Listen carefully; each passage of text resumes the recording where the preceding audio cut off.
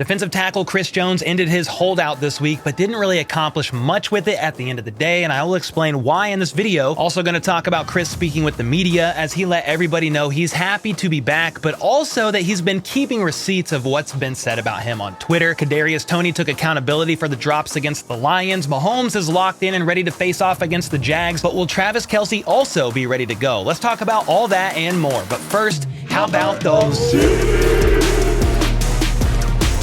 All right, so most of you know by now that the Chris Jones holdout is officially over, and he spoke with the media today, which we will get into later, but it was reported Monday that Chris Jones signed a quote-unquote new one-year deal that basically replaced the final year of his 4-year contract that he signed just a week or so after Mahomes signed his contract extension way back in 2020. So to be clear, this is not an extension. There are no new years added here. His base salary is still the same, $19.5 million, which I think is now $1 million or so less after sitting out a game 1 against the Lions, but he can earn up to $25 million through incentives such as percentage of overall play time, total sacks, as well as additional money earned if the Chiefs win the Super Bowl and Chris wins Defensive Player of the Year, which is definitely going to be tough to do, but there you have it. And based on the initial reports, I felt like it was put out there the way it was to help make the agents look better for some odd reason. For example, Adam Schefter worded the new contract signed with KC as follows. Chris Jones still has 1 year left on his deal with the Chiefs. No new years were added to his contract, but he received multiple incentives to earn considerably more money this season per sources. However, when you actually break it down, now that we have all the details, it is not really a considerable more amount of money that he can make. He basically has a chance to earn back what he lost during his holdout, which is somewhere around $3.6 million or so, plus earn a little bit more back on top of that. Though Chris Jones said, quote, he got it all back, talking about the money he lost, which isn't technically true until he earns it back through some of these incentives. If he stays healthy, though, he will pretty easily make most of that back. The kicker being that a couple of those incentives at the bottom of the list are going to be much harder to accomplish. So the question is, how much more money can Chris Jones actually make on this new one-year deal? Well, Spotrac reported that Chris Jones started 2023 with $21.25 million to be earned. He now, though, carries a $16.4 million net base, factoring in what he lost due to fines, with $6.75 million more possible. And pay attention here, because he then said, all this for a chance to earn $1.8 million more this year. We've had better holdouts. So yeah, it is not really much of a raise, and he now has to go out there and earn the incentives, as where his last contract, the last year and how it was set up, had more guarantees, which means that Chris Jones would have basically been better off just showing up in the offseason and training with his team, which he sort of admitted in his presser today. Kinda. We'll get there in a bit. But instead, he hasn't actually practiced with his teammates since February due to holding out all of mandatory minicamp, all of training camp, the entire preseason. Not to mention, he watched his team lose week 1 from a sweep at Arrowhead and trolled around with Chiefs Kingdom on social media all along the way. For a chance to earn just $1.8 million more this year, on top of that, he will become a free agent after this season, and the Chiefs can still franchise tag him if they want to. So all in all, this is a huge L for Chris Jones and his agents, in my opinion. I mean, they could possibly be of the mindset that if Chris has another great year like he did last year, he will get offered at least what the Chiefs reportedly offered him during recent negotiations, and could very well make even more. So he's betting on himself, but I think his future with the team is potentially in question after this year, and we will simply have to wait it out and see how everything goes down. And with all that being said, the holdout is now over, which is great news, as he's a very important piece of the defense. But what's next? Well, the Chiefs need to make cap room for him to fit him back on the roster, because when they placed him onto the did not report list, he didn't take up a roster spot, and his cap hit was also not factored into the team's overall cap number. And they've actually already began freeing up space yesterday when Field Yates reported that the Chiefs restructured the contract of left guard Joe Thuney, which created an additional $8.7 million in 2023 cap space. I believe they still have a few million more dollars to go, somewhere around there, but they're getting closer. And how much space is needed is a great question. If you look at over the cap, they are reporting Chris's cap hit this year right now as $32.2 million, but there's currently debates going on about how much of his incentives are not likely to be earned incentives, which means if he does earn those, I believe they will hit the team's 2024 cap and not this year's, but hopefully we will get clarity on that here very soon. Anyway, aside from being salary cap compliant to bring Jones back, they also need to create space for him on the 53-man roster, remove the 2-week roster exemption they just got yesterday as a temporary placeholder while they figure things out. Chris will then need to pass a physical, and which I think he did because he's out there practicing right now. And after all that is done, the Chiefs can activate him onto the roster. And this can all happen this week, and Jones should play Sunday against the Jags. But if he does indeed play this Sunday, I would imagine it's on a bit of a snap count as they ramp him back up, considering he hasn't been around in months. Do you agree with me on that? Or do you think the Chiefs are just going to throw him out there and let him do his thing, considering how great he is? Let me know your thoughts either way on that in the comments down below. And from here, I want to look at the updated injury report as well as share some takeaways from several players who spoke to the media today, including Patrick Mahomes, Kadarius Toney, and Chris Jones, who said he's been keeping receipts of what was said about him on Twitter. But first, I got to thank the sponsor of today's video, WR Mattress, a longtime sponsor of the channel. And if you use the link in my description, you'll get 30% off a WR Mattress plus $400 worth of sleep accessories for free with your mattress purchase. I've been using their mattresses for nearly a year now, and honestly, I've never slept better. It's been so good. In fact, I think we're going to get some for our daughters as well, but a good night's sleep, it's important to me, especially because I've been dealing with some longer term back issues, and for the last 10 months or so,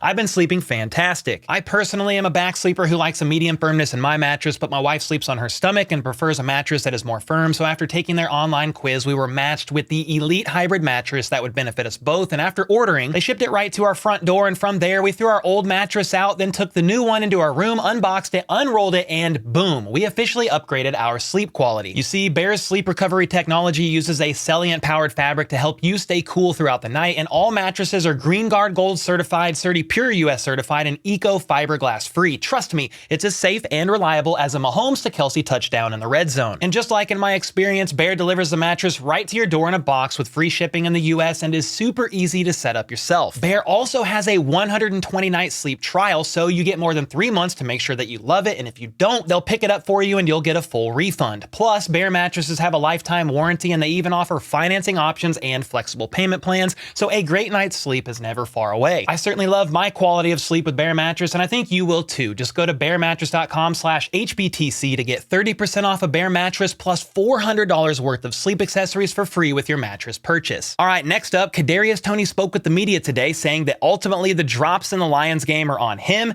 and nobody else. Mahomes and coach count on him to make those plays, and he needs to be doing just that.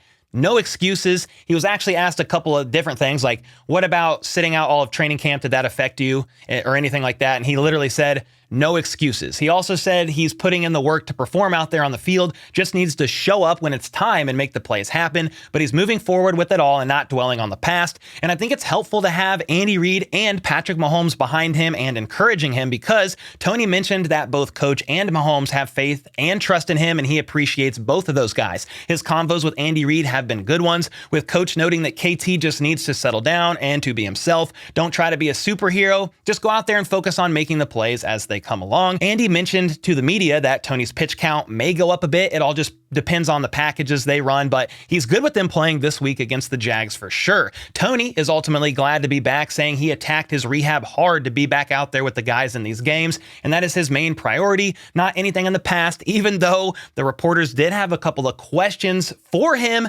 about the arguments he's had back and forth with his former team's fan base online. He was actually asked why the Giants seem to be an obsession for him on social media, and Toney just chuckled, saying, it's not an obsession. They troll him, he trolls them back at the end of the day, but he's not focused on the trade last season, and there's no extra motivation for him by that trade. He's just focused on the here and the now with the Kansas City Chiefs. And speaking of receivers, Mahomes still thinks he's got a great connection with players like Toney and Sky, among others. They just didn't execute at a high enough level. And to be clear, Mahomes wasn't just talking about the receivers. He was talking about himself as well. He said he missed some opportunities, was late on some of his reads, and could have gotten the ball out quicker to his guys. He's going to try and be better this week. Quote, we didn't like how we played last week, so the guys are ready to get out there and prove to everyone, even themselves, who they really are. He said his mindset hasn't changed, even with the loss to the Lions. He wants to simply go out there and perform at the highest level possible every single week.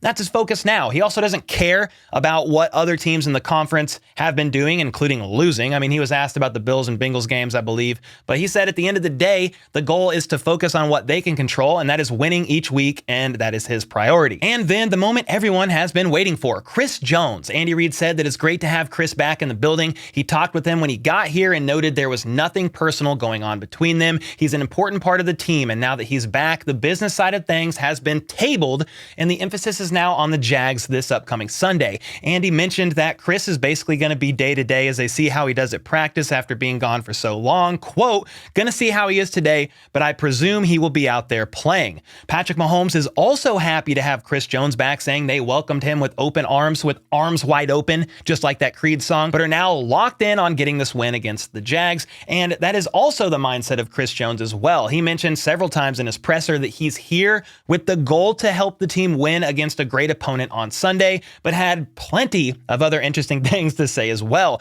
When asked about his thoughts on how the contract situation ended and if he's happy with his representation, Chris replied, he's definitely happy with his representation. He chose them long ago. He's super pleased with how things turned out and mentioned that he chose to not come to training camp and hold out rather than be a distraction by being there and holding in. He's also thankful for the organization to boost his salary up to make up for the fines that he accrued. And when asked about his future with KC, considering this is still only a one-year deal, Chris said he's not worried about next year. He's here now and wants to win this game against the Jags. He's also glad to be back this year, and hopefully they can get something worked out after the season ends for the long term. He made it clear he still wants to be a Chief for life, and that mindset has not changed. He has nothing but love and respect for both Coach Reid and Brett Veach. They know how much he loves the organization and team and doesn't think this affected any part of their relationship. He did say, though, if he could go back, he would probably change some things about his holdout, noting that it's tough to be away from the D-line room,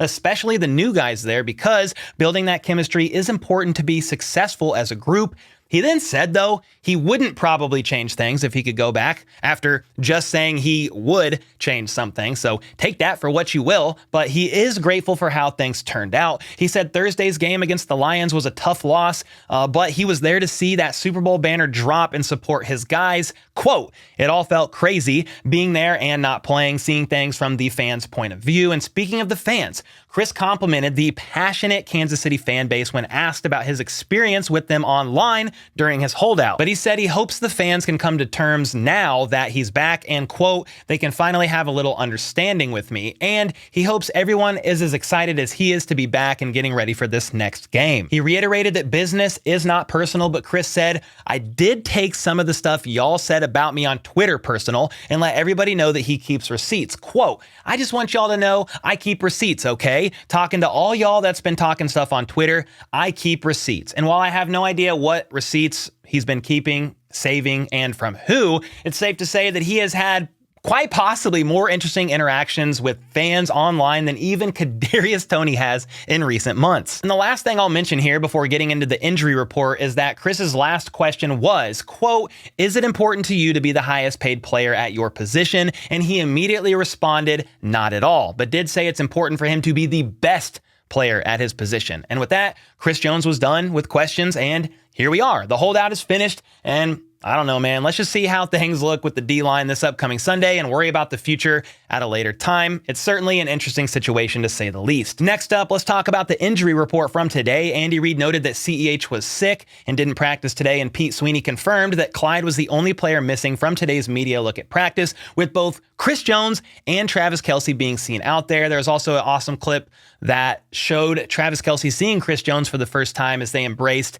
and you could tell they were both excited to be back around each other. And then I noted that Andy Reid said they will see how Chris Jones does this week, though it's a day-to-day thing, as well as is Travis Kelce, though he said Kelce is making progress after hyperextending his knee last week, just a couple days before the Chiefs were set to face off against the Lions in the season opener. And it looks like any major crisis was averted, like a season-ending injury or anything like that, but it is a very deep bone bruise, still a very painful thing that happened. The last practice going into the first game, I got a little lazy on some of my movement, and sure enough, offed myself. and couldn't play in the first game. It immediately started swelling. That shuts off muscles, and that's where you really start to put yourself in even more of a risky position. And so ultimately, the decision was made to have Kelce sit out of the game, which he hated to do, but they've been ramping him up at practice this week to see how his knee responds. And Kelce had this to say about his knee on his podcast today, which was either recorded Tuesday or Monday. Things are looking up. I feel a lot better than I did last week. And now the question is the knee going to be ready enough to play against the Jags and avoid some sort of re-aggravation or further injury? Or will the Chiefs err on the side of caution and keep him out for another week, considering the season is a very long one? Let me know your thoughts either way in the comments down below on Travis Kelce, as well as things that Chris Jones and Kadarius Toney had to say today. And until next time, let's go. Let's freaking go. How about those?